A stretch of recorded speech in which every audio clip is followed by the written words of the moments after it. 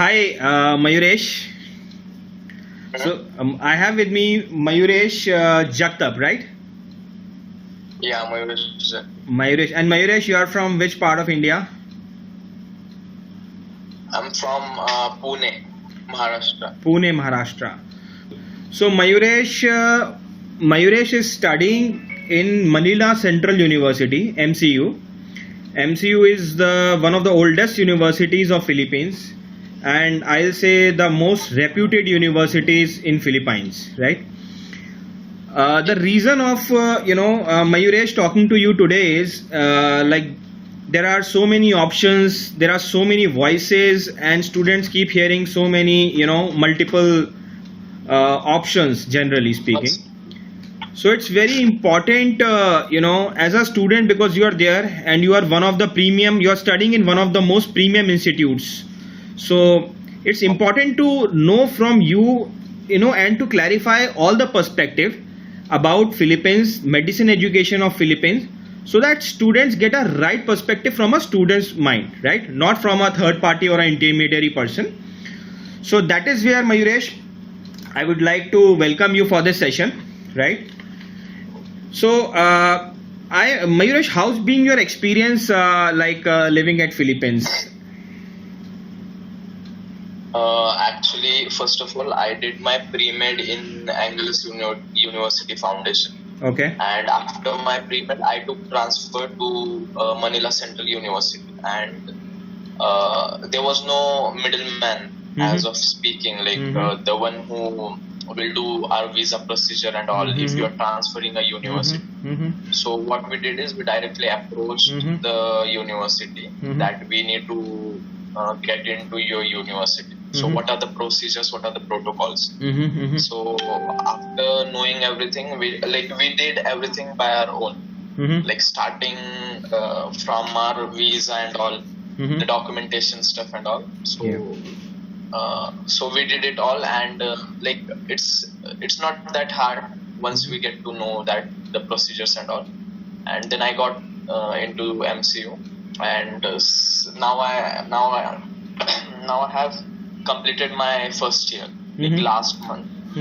Now after 1 month I'll be starting my second year in here. So basically, like in Manila, when you come in Manila, it takes 1.5 months or 2 months to adjust to your surrounding and all, to know your surrounding, like where you can get just for saying food, like where you can get Indian food, nice Indian food, and what are the options you got in here. And when it comes to education, it's totally up to you. If you're studying, there will be no problem with that. But if you're not, and you are not a serious kind of student, and still you're having medicine, then you got a serious problem with that. It depends on a student, actually. I know.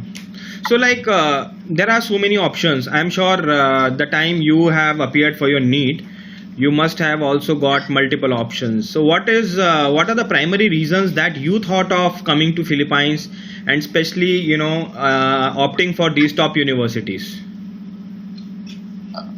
Like before coming to Philippines, I was having two options in my mind, like two countries, that if I don't get the admission in India, so I'll get admission into these two countries. I was having Bangladesh in my mind and Philippines. Okay.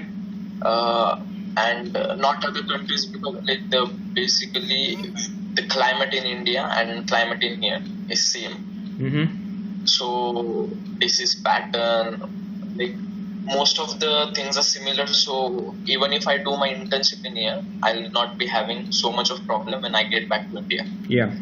To do my regular internship, integrated internship.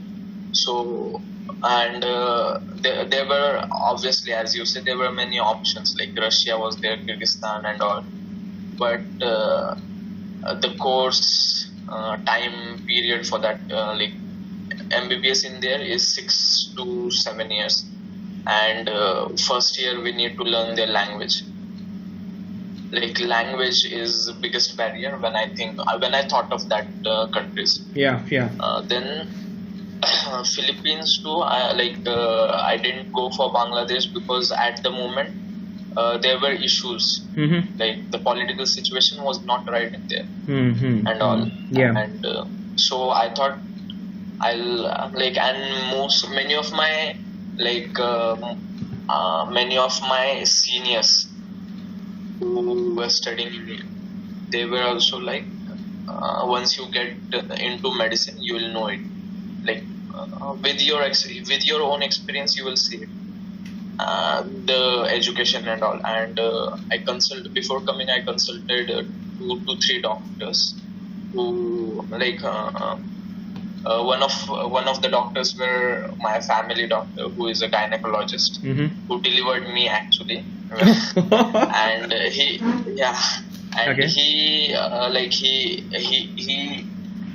goes on conferences for medical conferences and all worldwide. So he was like, yeah, like you got Philippines is a good option for you. You actually got a shot. So you need to grab a opportunity. So just because he said that, and I was pretty convinced about the education thing, so I got in Philippines. So when we talk about education, Mayuresh, in Indian perspective, there are a lot of, rather not confusion, but a lot of misadventure or information being spread about this exam NMAT, right? And a lot of people who have their vested interest, like who are not working for Philippines, they spread a lot of rumors about NMAT. It's very tough, or a lot of students are coming back. A lot of I personally feel they are not factually right. But I just want to you from your side, how was it for you, and what is your opinion about NMAT? What exactly, how is it placed like? The thing is, if you guys are getting qualified into NEET, NMAT is not that of a big deal. I don't even remember that I seriously studied for NMAT. It's not like if NEET is 100%, NMAT is like 50%. Like if we compare NEET and NMAT, NEET is like on a completely different level. And if you can get qualified into NEET, you would not have much of a problem with NMAT. So NMAT it's a pretty basic exam. Yeah. So in NMAT you have other subjects like sociology, reasoning. How do you prepare about those particular topics? Think of NMAT as most of the we have scholarship, right? In our 4th standard, 5th standard, or in 10th standard, 7th standard, scholarship exam. What kind of subjects do they provide? They ask the basic aptitude. Basic aptitude. Yeah, basic aptitude. Then reasoning and all, mirror images. Then basic 3 subjects of chemistry, biology, physics, mathematics. Then sociology is kind of how you what is like a human being is a social animal, right? So what is the social background and the culture thing? Pretty basic kind of history. Okay.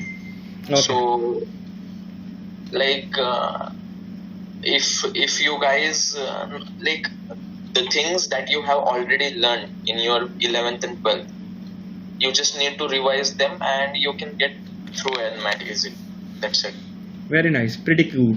Now coming to the curriculum, or I'll say the learning style, learning pedagogy, right? How is the subjects? Let's say you have a pre-med that is for 1.5 years to 2 years. Then you have the main medicine. Let's talk about the medicine program. How's the years structured, and how's the curriculum, and how's the subjects being placed particularly so as to give a wholesome learning experience? Okay, if we talk about first year, in first year we have anatomy, histology, physiology, biochemistry.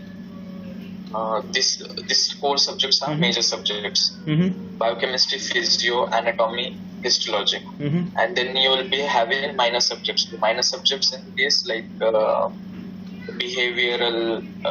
behavioral science and all. Like you're gonna be a physician, right, in future. So how you need to deal with patient and all, the way you should talk and all that, they come into minor subjects. So in total for first year you'll be having 6 subjects. Mm-hmm. Okay, 4 of them will be major, and 2 of them, 2 to 3 minor. Actually, we don't put that much of effort in minor subjects, but for major subjects, like so much of efforts. Like we need to study them so seriously. So much of portion is there to be covered, and like for anatomy, if we are studying upper extremity, say for hand, so upper extremity, in that we will be studying the bones, then the muscles including, then for anatomy this will be the thing, identification of bones, muscles, veins, vessels and all. And then for histology you'll be studying the structures, epithelium and all. For biochemistry, basic reactions that takes place in your muscles and all, for say glycolysis and all. And if we talk about physiology is basic explanation of how your body works. For starting you'll be having nerve conduction and all, so how do conduction takes place, fluid dynamics kind of thing, like what kind of salts are required in your body. So the major subjects which I talked about are like really important, and they will be taking you most of the time. And the minors, just a day before exam you can study and you can get to the minors. But the thing is, you need to get a passing grade in all of your subjects, so that you can be promoted into next sem. And the thing is, like there will be 2 semesters, and in second semester you will be having neuroanatomy, 1 additional subject in first year itself. So for first sem you need to like the professors here, they say this to us, that you need to have your grade above 85 just to be safe, so that in second sem you don't need to put so much of efforts to cover your grades. So if you're constantly above 85, means you're studying properly, there's no issues with you and all. And when it comes to second year, second semester, obviously there's 1 more additional subject, so you will have to give that subject time to, because it is also one of the major subject which comes later on, neuroanatomy. So there will be 5 subjects, limited time, so you should know how to study, you should know what to study, you should have your schedule fixed. And I mean, that's the so basic thing that a very sick student does. Okay. So and there's like for first. Please. Like for first sem, you'll be having like they'll teach you 1 chapter. Like 1 chapter from every major subject. They'll be having quizzes on your chapter basis. Like if you are completed with 1 chapter, you'll be having quiz for that chapter. So, and the exam thing will be like prelims, midterms and semesters. So before prelims, in prelims you'll be having 10 to 15 chapters per subject. And in midterms, additional 5 to 6 chapters per subject. Before midterms, you will be having pre-sem and semester. So these are the 4 major examinations that you will be having in every sem. So it's pretty hectic, no? Yeah, like we are on autopilot mode, like Monday to Friday and Saturday, Sunday. Okay. And in second sem, you'll be having additional 1 more subject with the same number of examinations that takes place for first semester subjects. And for first year, you'll be having less subjects. So you'll be having actually time to, like, you are having time in first year, but in second year you will be having 8 subjects: gynecology, then pharma, micro. This will be your additional subjects for second year. So think of it as you have limited time to study so many things. So it depends on a person what he like. The way of studying differs person to person. So and what about third year? How he like here there's one saying in here, like if you get past through your second year, okay, you'll be you'll like MD is not that hard for you guys if you get passed through second year. Because in second year you'll be having 8 subjects, so many examinations. Like in single day they'll be having 3. You will be having 3 to 2 exams, 3 to 2 exams, and like the now only for now I am telling you things for first year, and you are like it's pretty hectic for you. But if you will see the schedule of second years or third years, you will be like what these guys are doing and how these guys are doing. But the seniors are like, once you get into that thing, you will also manage somehow. So that's the thing. And how's like, I mean, anatomy, when you say, so which year do you get the cadavers, and how intense is this cadaver thing? We get to do dissection from first year itself. Okay. Like, if I'm talking about anatomy, and if my today also I remember my first anatomy lecture, and it was spinal cord, like the whole spinal column. So first of all they'll show you the bones, vertebrae. Then later on you need to study the muscles of back, muscles of the like. And you have to identify the muscles on the cadaver itself. You need to, like, the professor will show you once how to dissect and all. He will differentiate the muscles and show you on cadaver. Later on you have to do it yourself. There will be groups, like 5 to 6 members in one group, and like per group will be having one cadaver. And so if we are having 5 members, 3 of them will be doing the dissection, and 2 of them will be differentiating the things and reading the procedures and guiding us how to do dissection. Like we'll get a manual in which we'll be having a complete procedure for dissecting a particular part. And we'll be having cadaver from first years itself, from first lecture itself. Okay. So, I mean, in this whole process, how's been your faculty support and like extra classes and all? So, does the faculty are quite friendly and they help you at each point of at every step? Yeah, like if first of all I'll tell you my schedule. Okay, so Monday to Friday, and Saturday, Sunday is off, but still there's so much to study on Saturday, Sundays too.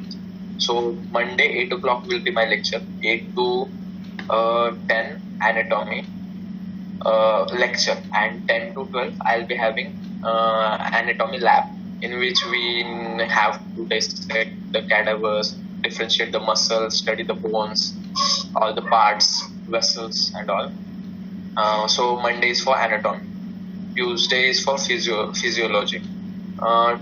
Tuesday in the morning we'll be having anatomy, 8 to 10, 10 to 12. In the afternoon we'll be having 1 to 5 physio. And on Monday also 1 to 5 there is a lecture for minor subjects. Then on Wednesday we are having minor subject. On Thursday we'll be having biochemistry 1 to 5 in the afternoon. In the morning we'll be having physio 8 to 12. And then on Friday we'll be having histology. From morning 8 to 10 we'll be having lecture for histology. 10 to 12 we'll be having lab for histology. Then in the evening 1 to 5 we'll be having a lecture for biochemistry and one more lecture for minor subject. And in this whole time period, they'll be having lab sessions for biochemistry. Then they'll be having lab sessions for physiology. So, like, if we see, like from 8 to evening 5, we are pretty packed, like according to the schedule. We'll be having 12 to 1 for lunch and then get back to the lectures. And the thing is, not every professor is like, you will not get the things taught by every professor, right? There will be certain professors which you will understand. There will be some professors which you don't get anything of. So it's like that it's not that 100% of faculty give, like, it's not about giving the best, like it's about us to understand it. They'll do their job, like they'll take lectures and all, they'll do everything according to the schedule, but the thing is, in medicine, self-study matters. Very much. You'll not, and you'll not be able to understand what professor is trying to say for everything. And for this, there is also nothing, right? We can't concentrate for complete 8 to 12, right? We will obviously miss something. So, and I think group studies and peer learning is also a very integral part of your learning process, right? Yeah, actually, you talked about peer learning, right? So there are also group discussions. Like, they'll be providing us with the cases, like general cases. Like, if for biochemistry there will be a certain disease to the patient, description will be given, and we need to diagnose a disease after discussion. Like, we need to discuss it with the group. We need to give a differential for along the discussion. We need to cut the differential which are not possible, and also group discussion and all is also there. The case discussion. So, like, after covering this curriculum thing, the most integral part is your, obviously, as I am hearing to you, I can really see there are a lot of clinical experiences are there, case study and parapsychology, scenario is there. But when you talk about the core internship part, right? So I would like to know from you, what is the difference between an integrated internship and a clinical rotation? And in Philippines, there is a strict requirement from SHET, like you have to give a 2005 hours 2500 hours of strict internship to all the colleges. So how's your internship placed, and what do you want to explore about this internship part? Because at the end of the day, personally, what we feel in India with the new scenario next coming into the picture, it will be all application based, right? In the current scenario of FMG, it is more like a objective question, so you cram it and you can reproduce it. But now it is all about understanding and amalgamation of thoughts in your whole system, right? Till the time you have not experienced it, it's very difficult. So what is your take on the clinical part? So first of all, integrated internship is, for that internship you will be getting paid for. Okay. You are doing internship and you will be getting paid. And the clinical internship is what we get in here, like in our 4th year. Like we'll be 1 month we'll be having surgery department. Then after 1 month we'll be clinical rotation, in the sense we are changing our department after month. Like, for 1 month we'll be completely in one department. We have to do the procedures and all. We have to assist the doctors who are in that department. Like, say for surgery, you are posted for surgery for 1 month. So in that department you have to do everything what your senior intern or the doctor says, under which you are having your internship, the senior doctor. So in this process, does your faculty also accompany you? Your college faculty, do they also accompany you? Obviously, the professors who are teaching us are actually doctors. So they are head of departments like surgery, internal medicine, and also they are also having their OPD, what, like, patients, they are also having their patients, and they are also doing their job, and side by side they are professors, like they are doctor first. Yeah, so you're telling about internship, how intense it is. Yeah. So you'll be 36 hours continuously. There will be a shift, like 36-hour shift, then you'll get a break, then 36 hours continuously. 48. Yeah. I mean, it's You like don't have to sleep. I mean, as you're not a senior intern, right? You'll be a junior intern, so you have to work your ass off. You have to do everything that your senior intern says. So I may suggest you have to do a lot of yoga and meditation. Otherwise, you will actually get frustrated and you will, end up being into a lot of stress at that point of time. Till the time you're not, habitualized about it. The thing is, because of our study pattern, and our study habits, the sleeping is not an issue for us anymore. Like what I have been through the first year, now I can control my sleeping. Like 1 day before exams or 2 days before exams, you will not get enough sleep. 2 hours maximum, 2.5 hours, 3 hours. So you have to manage your time, right? Because there's so much to study and you got less time. So, and you need to pass, most important. So you have to manage your time, and the thing is, later on you get used to the thing, like the 36 hours, and now it's kind of big deal for us also. So later on, when we'll get into it, we'll get used to it. That's it. There's a good news. I'm sure you must be aware.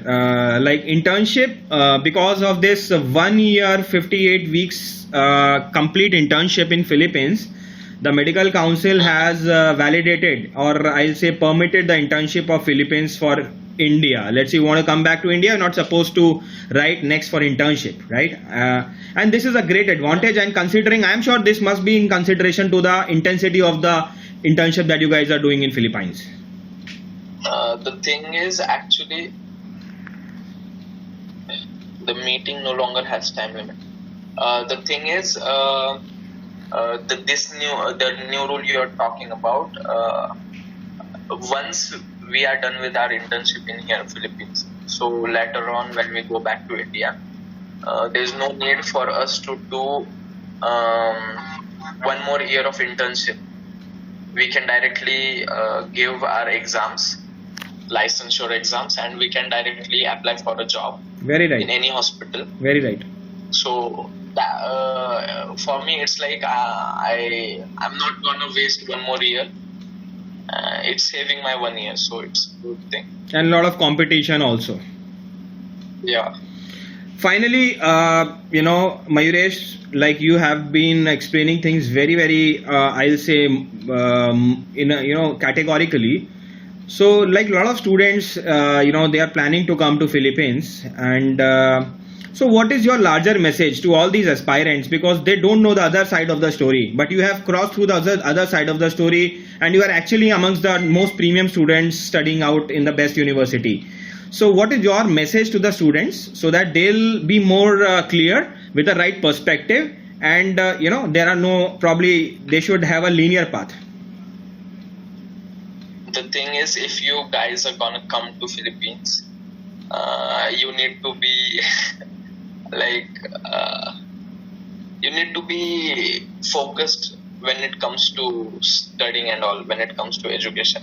And obviously you have to put more efforts than India, because you are obviously studying in a foreign country. Yeah. And if you were studying in India, the scenario is completely different, because many of my friends were studying in India in government medical colleges. For first year, it's not that hectic for them, and semester-based exams is there. So they are having a major exam after 6 months, or after, there's one major exam per semester. So that is one thing that it completely depends on the student when he has to study, like 1 month before exam, or he is having his study on daily basis. So if you are gonna come to Philippines, college will pressurize you to study on daily basis. Like you can't take a day off. Like you can't say no, today I can't do this and all. You can rest for a while, but again you need to get back to your studies and all, or else you will be behind with your portions and all, and the workload increases later on. So that is one thing, that if you are coming in here, you have to obviously put more efforts when it comes to studies than India.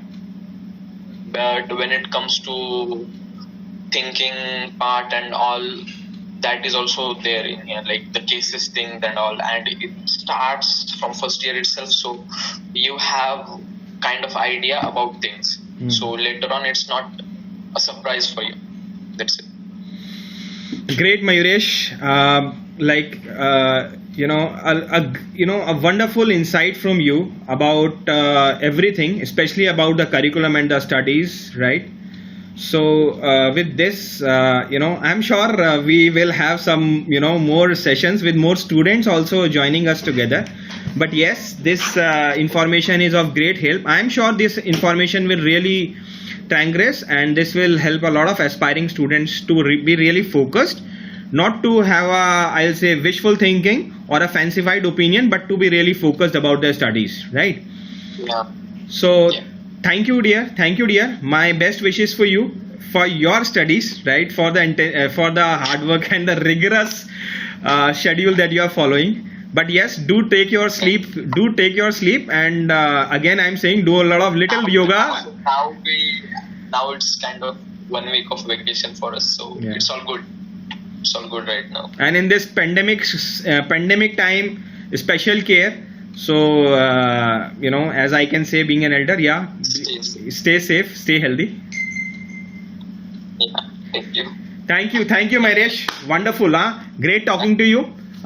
Wish you very, very successful studies, huh? Yeah. Thank you. Thank you. Say hello to GMU, the one-stop shop for all your admission needs.